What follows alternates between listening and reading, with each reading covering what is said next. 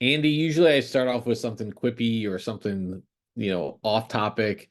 But this time I feel like we have to just start with football. It was a good football weekend, two really good games. You came in at the beginning of this year and said a good Lions season is going to be meet these criteria. You met those criteria.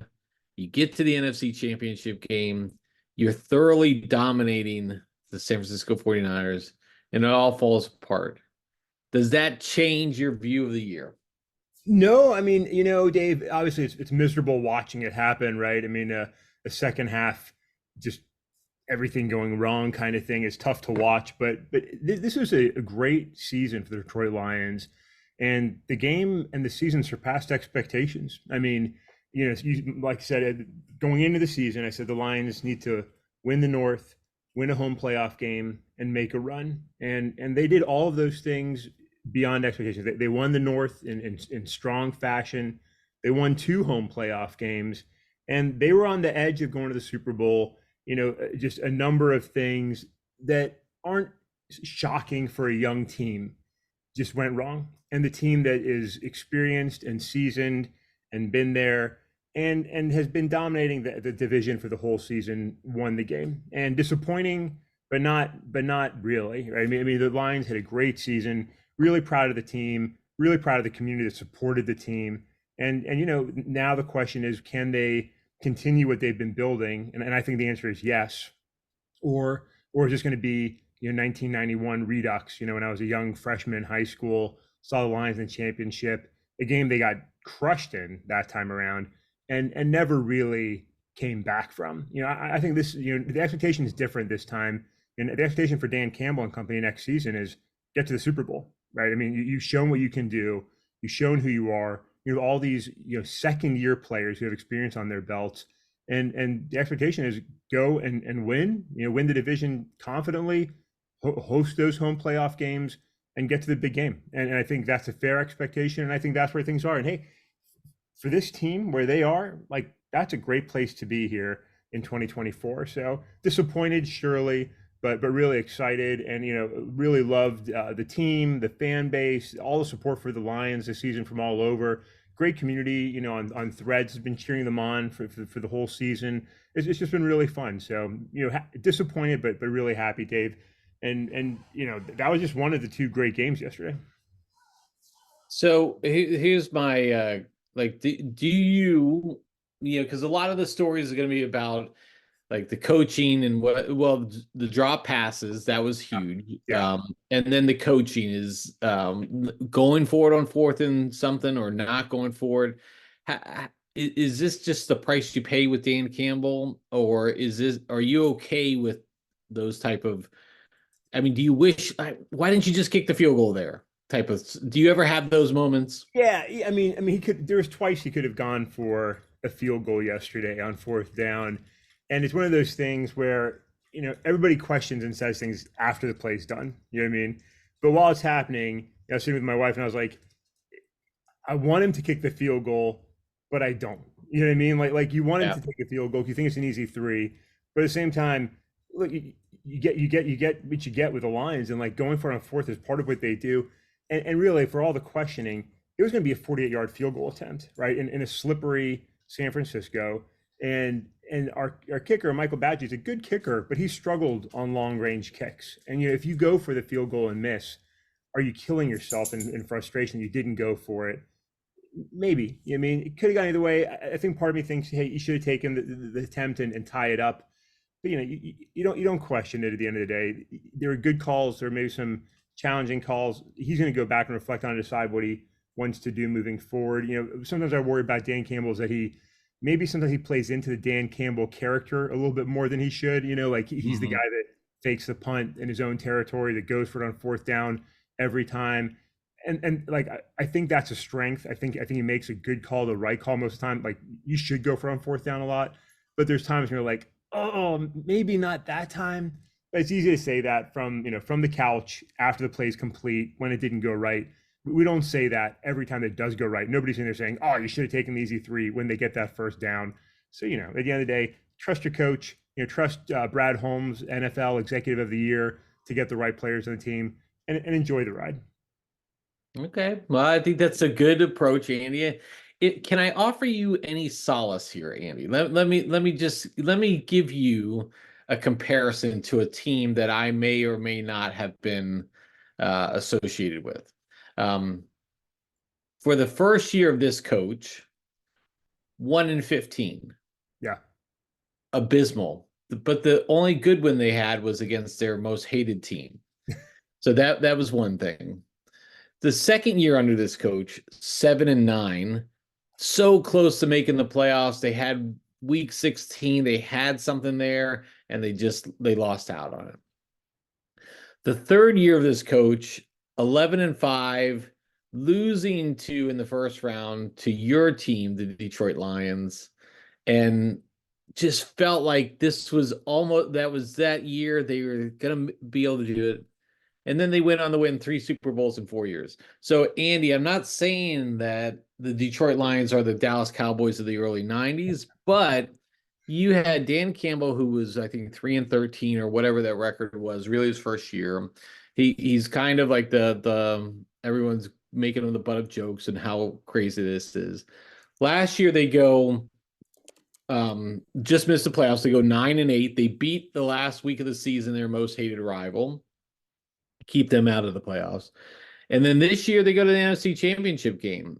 Beyond, some people were having them out in the first round, second round, and they made it to the NFC. So maybe this is a good thing. You have strong running backs. This for a rookie. I mean, Gibbs was a rookie this year. You have a bunch of great receivers, young receivers. Yeah. I mean, Goff is your mystery because he's a little bit older, but the defense looks strong. All the signs are there. I mean, you're probably going to lose your coach, your offensive coordinator. I mean, more likely than not, but it looks pretty strong there for you guys. Yeah, I mean, the comparison to the Cowboys in the '90s. I mean, that was obviously a great run and a great team. And you're right, there is some comparison there, right? I mean, not only does it take players time to settle in, it takes coaches time to settle in too. You know what I mean? And yeah, we're going to lose Ben Johnson. Cowboys might be losing Dan Quinn. It looks like one of those guys is going to go to San Fran. Please, can he please leave? But yeah, I mean, the potential is there, and you're right. I mean, there's a lot of weapons. I mean, look, Jared Goff's 29. I mean, you want a tested quarterback, QBing your team, especially with a young team, and there's a lot of confidence in Jared Goff in Detroit right now, and I think finally around the league, people are saying, oh wait, maybe this guy is a legitimate, quarterback, right? So Detroit has a lot of pieces of list. I mean, again, this was a strong rookie team. I mean, a lot of, Jahmyr Gibbs, Sam Laporta, Brian Branch, Jack Campbell, a lot of young rookies on the team. So now they're all going to be going to their second season. They're going to be getting bigger, stronger. Expectations are different from their end. Like, there's a great opportunity here for Detroit. So you're right. I mean, there's a lot of potential. I think fans need to look at the upside and just really appreciate what was done this season and appreciate where the team could go. And now they have to show up. They have to show up next year and deliver. And I'm confident the Lions will. So yeah, I appreciate the consolation. Happy with where the team went. Have a lot of confidence in them. And I know Detroit's frustrated today. I know Baltimore fans are really sore today. I mean, I gotta say the Lions showed up and could have won and it slipped away. I'm not sure Baltimore showed up, Dave. Yeah, I was gonna say, I mean, let's switch to that game. Let's pivot to that game. The Ravens were the overwhelming favorites. First time in 50 years that they're playing in Baltimore for a championship game. I mean, the Ravens have won 2 Super Bowls, so it's not like they're unfamiliar with this. But there's two things here. Is one, can Lamar get it done? That's unfortunately that's the narrative now. I mean, this is the best year that they probably had outlook wise. Kansas City yes, they're back in the Super Bowl and yes, they figured it out, but I mean, they weren't exactly a powerhouse. It wasn't like they put up 30 points and Baltimore had to keep pace with them. It was a 17-7 game, with crazy, or 17-10 game. And then you have Joe Burrow was hurt. Yeah. You have whatever's going on with Cleveland. They didn't. I mean, while Joe Flacco was a great story, their starting quarterback wasn't there. You have to think that the Steelers may be better. Josh Allen. You have Justin Herbert with now with Harbaugh as as the coach. The AFC is gotten going to be a lot harder next year than it is this year. So can Baltimore do it again? This was their year. And then the second part is, I mean, should we ever doubt Patrick Mahomes? This guy, Kelsey didn't even look like he could play football near the end of the season, and then he had 9 catches for almost 100 yards in the first half. Now he didn't do much in the second half, but you know, he shot his shot, and look, I mean, Kansas City's going to go into with San Francisco, somewhat of a rematch from 4 years earlier, but this is going to be it's going to be a really fun thing. What do you think of the AFC there, Andy? Yeah, I feel bad for Lamar. Right? The guy's incredible to watch. He's fun to watch. I'd love to see him get a ring. The Lamar to Lamar catch yesterday was crazy, right? It's exactly the kind of craziness you see out of the guy. But listen, the Chiefs. I know a lot of people hate the Chiefs because they're doing so well.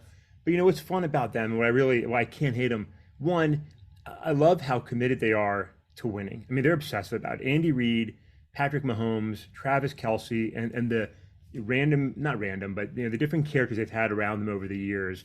Like they're doing everything they can to win every time. Like they want to beat you. But what's so great about it is they're having so much fun doing it. I mean, you're watching Kelsey yesterday playing crazy good football, making ridiculous catches, jawing at the opponents, and just having fun. Patrick Mahomes gets lit up. I mean, clotheslined across the face, right? Drilled helmet to helmet. He pops up and he's like, "Let's go, ready to go. Let's play some more football," with a smile on his face and just wanting to win. Like that passion is to me pure football. So much fun. Even if I wanted to, I could not hate the Chiefs. You know what I mean? So they are fun to watch. And part of me, of course, just want to see them erase every New England Patriots record immediately after the Patriots set them all right, which I'm fine with. I'd like the Patriots, dynasty to be a blip on the radar that's lost behind the Chiefs' success. But they're just a fun team to watch, and I cannot hate the Chiefs. And they're great. They're great to watch. I mean, they won that game yesterday all around. They just played a great football game. They're going to be tough to beat. Of course, me personally, I've got to go into a 10-year hate grudge against the Niners now. That's my playoff rule. You beat the Lions in the playoffs, 10 years of hate come your way. So, I have to cheer for the Chiefs at this point. But I think it's going to be a good Super Bowl. I think it's going to be a good rematch. I think the Chiefs will win. I think they're the better team, and I'm excited to see it. I think they're going to be a fun team in the Super Bowl. It's going to be a good show. Yeah, I always say this is it is hard to see. Look, the different Kansas City. It's hard to explain. I mean, other than Kelsey and Mahomes, I mean, look at their wide receivers. Rice is a rookie. I think he's a rookie this year. Pachenko's a second-year guy. They don't have necessarily like the standouts or they got rid of Tyreek Hill 2 years ago. I mean, this is the team that just keeps on plowing along. And if you're Baltimore, one, the turnovers were really bad. The Zay Flowers in the end zone, the Lamar Jackson into triple coverage. I'm not sure what that really was, but the the penalties were bad too. You talked about the one Patrick Mahomes getting hit in the face, but you also have all those other penalties that Kelsey baited somebody into a penalty and it just killed the Ravens at the worst possible times. And you just can't have that. And it did look like for all you have the experience and leadership at whether that's Andy Reid to Mahomes to Kelsey, they just know how to do the right. They didn't shoot themselves in the foot. Amazingly, like the Ravens, they ran the ball under 10 times. Other than Lamar, this is one of the best running teams in the league, and they were throwing the ball all over the place. That's not Ravens football, so I'm not sure why they went that way. So it is going to be interesting with the Ravens moving forward now, and this was their best shot, I feel. But early predictions, Andy. You think Kansas City's going to win? I do. Not only because I want them to, but I do. I think they're just I think they're the most complete team. I think they've got the ability to stay calm under pressure. Their defense played really well yesterday. I think they're going to rattle, young Brock Purdy, who, for all the crap I've given him this season, he came through for the Niners yesterday. His couple runs really hurt the Lions yesterday. but I think the Chiefs will overwhelm them. I think the Chiefs will get the win. But it could go either way. I mean, it's going to be a tough matchup, just like the Super Bowl a few years ago. The Niners came out strong. Chiefs came back and got the win. That's what they're good at doing. So it'll be a fun Super Bowl. Yeah, it's gonna be a fun one. I do worry about Purdy and whether he can play in that big stage or not. But yeah, it'd be a good say. And then Shanahan's got I mean, there's a narrative there for him. But Yeah. Mahomes 4 Super Bowl appearances in 6 years. Nobody else has done that. So pretty impressive array. Be good to see. So Andy, any other? I know we went long on football today, but we had to. It's the biggest times. We got a couple weeks break now from football to the Super Bowl, so it'll be fun. Any final comments on Super Bowl or football? Not on the games, Dave. I would like to talk coaching a little bit, but not Yeah, not on the games. So I just want to pivot off topic of the playoffs. I mean, hey, great games yesterday. Good there. But let me talk about NFL coaches, Dave, just because the topic that we've talked about in a different context. We spent a little bit of time on the podcast here talking about presidential candidates, and we've got two leading candidates that are, I think, 110 and 112 respectively, or something along those lines. And you see in our national politics our inability to get people out of Congress. You've got senators that are dying in place, if not physically, mentally. It's just pathetic to see what we're stuck with in DC, including Trump and Biden. But the NFL's figured it out, right? If you look at the NFL hires this offseason, right, and it looks like Dan Quinn and Ben Johnson might be the last two to go here, and that could happen today, tomorrow, with the Seahawks and the Commanders. But look at who's been hired. I just want to go through. New England Patriots hired Jared Mayo. Jared Mayo, 37 years old, born in 1986. The Titans hire Brian Callahan, age 39, born in 1984. The Panthers hire Dave Canales, 42, born in 1981. The Raiders hire Antonio Pierce, 45 years old, born in 1978. The Falcons hire Raheem Morris, 47, born in 1976, a year of champions, by the way. I'll just throw that out there. The oldest guy that's been hired, a proven, consistent winner who's still at the top of his game, Jim Harbaugh, age 60, born in 1963. The NFL has figured out that for as much as we love Pete Carroll, Bill Belichick, and others, it's time for new coaches, their energy, what they bring to the teams, what they represent, what they bring to the NFL. And they've been making this transition for a while, right? Back to Sean McVay and Shanahan and a host of others that have come in, Dan Campbell among them. The NFL understands that you've got to keep moving forward, put the right folks, at the helm at the right time, and that there is a generational aspect to it. I only wish, Dave, that our voters and those in Washington D.C. would make the same transition and make the transition to a younger generation of leaders. Thank you, NFL, for being a shining example to the disaster that is Washington D.C. What do you think, Dave? What do you think? yeah, I do find this interesting, and I think I don't know if I have much of an opinion, but it is telling that when these coaches, they come up and they get more and more power and they get more and more authority as they go up. That's just not the way football is really managed, or sports is that way is managed much anymore. And I think that's the biggest thing against Belichick is he had so much authority, so much autonomy. He's a 6-time Super Bowl champion. Plus, he's got more rings from when he was a defensive coordinator.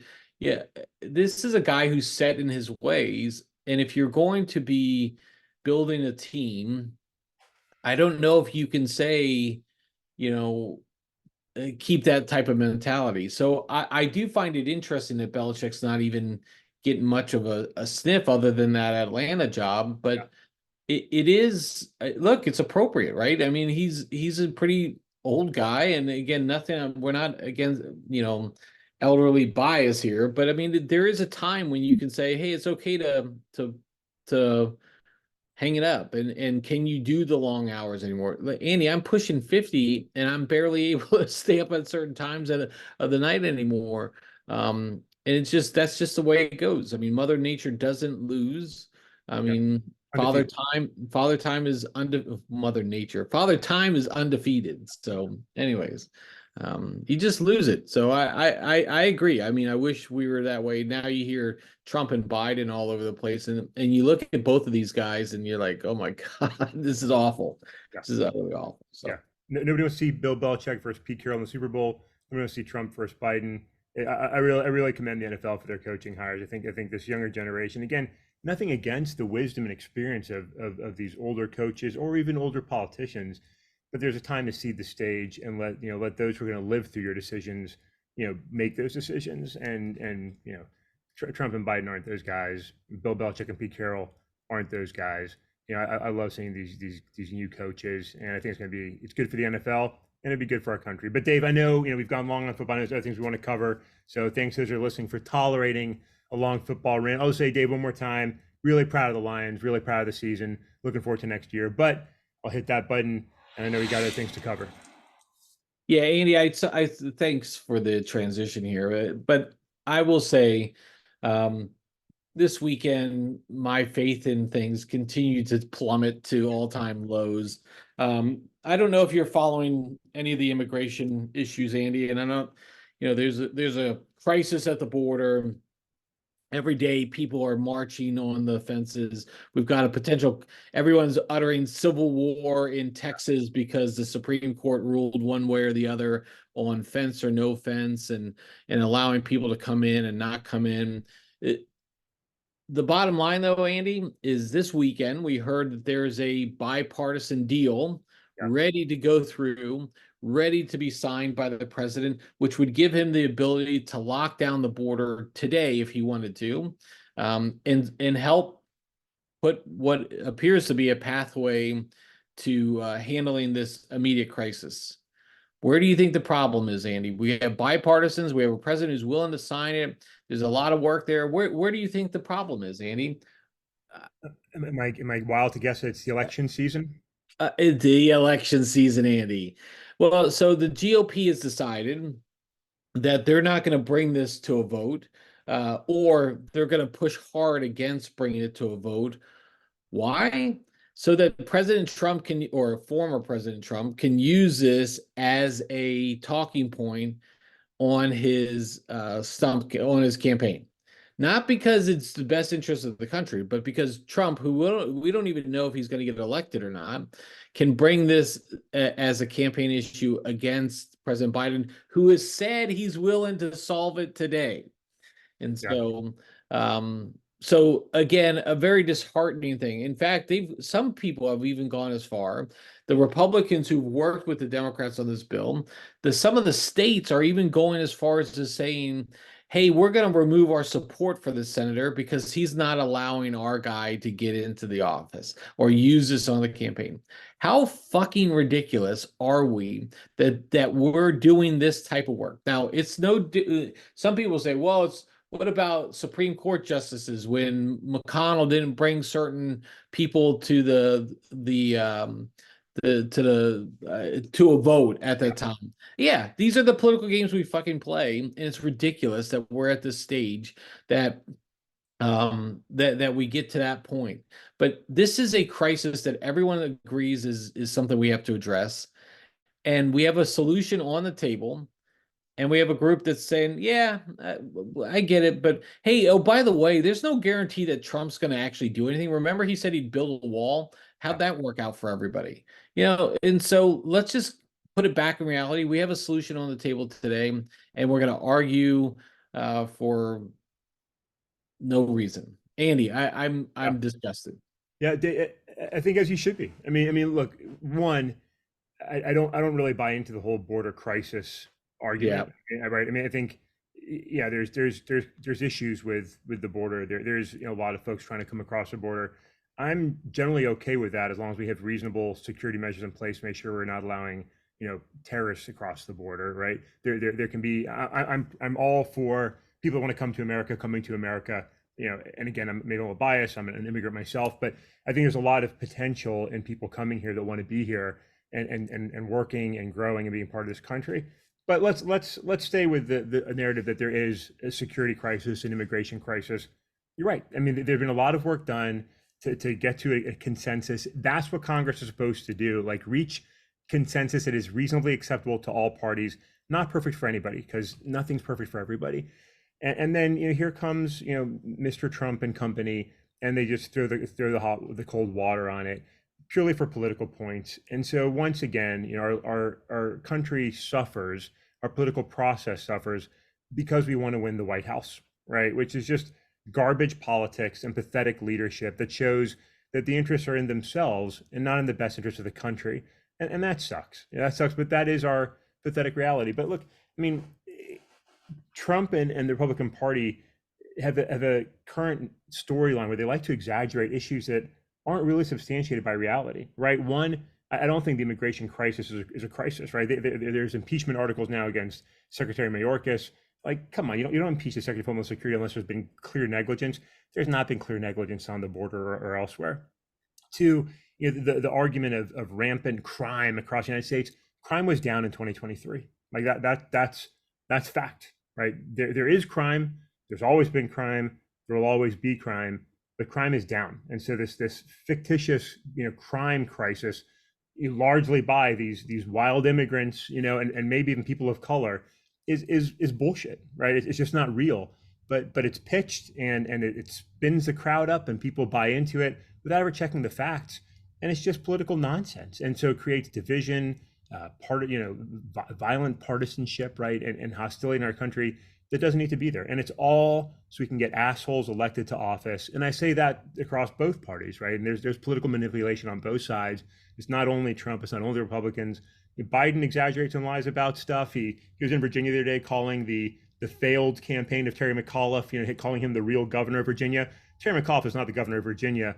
The guy's a douche. He was a bad governor and he's a failed candidate. They both say stuff that's just nonsense bullshit to spin up their base and their supporters. Get the hell off the stage. Go back. Like Raheem Morris for president. You know what I mean? Raheem Morris, Dave Canales for president. Get these guys, in the White House. Get rid of these two, sons of bitches that don't need to be in the White House. But David, you're 100% right in your rant there. Thank you for bringing that up. Yeah, it's utterly ridiculous. I mean, this is petty politics. I mean, the GOP has shown that they can't govern. They haven't been able to govern. They haven't done one thing for anybody. Yeah. In the 2 years that they've had the House, they haven't brought anything up that's been even a viable thing. Yet they'll have brought up impeachment articles or discussions about why we should do this or that with people, as opposed to actually governing. And this is the fallacy of what it is today. So, Andy, I think I'll probably just end there before I get myself into too much ranting and trouble. But all right, Andy, good show to start off the week. Any closing thoughts? Any lingering thoughts for you? I'll just say I know the NFL season is wrapping up. We're not going to talk NFL every day, but I think we are going to come back and have to talk a little bit about Dan Quinn and Ben Johnson here, because I think they are going to get hired in the next 48 hours. So I think that's definitely something we're going to have to at least speak to. I'm looking forward to seeing where this goes. I'll say thanks again to all the Lions fans, the One Pride community that's really cheered on the Lions this season.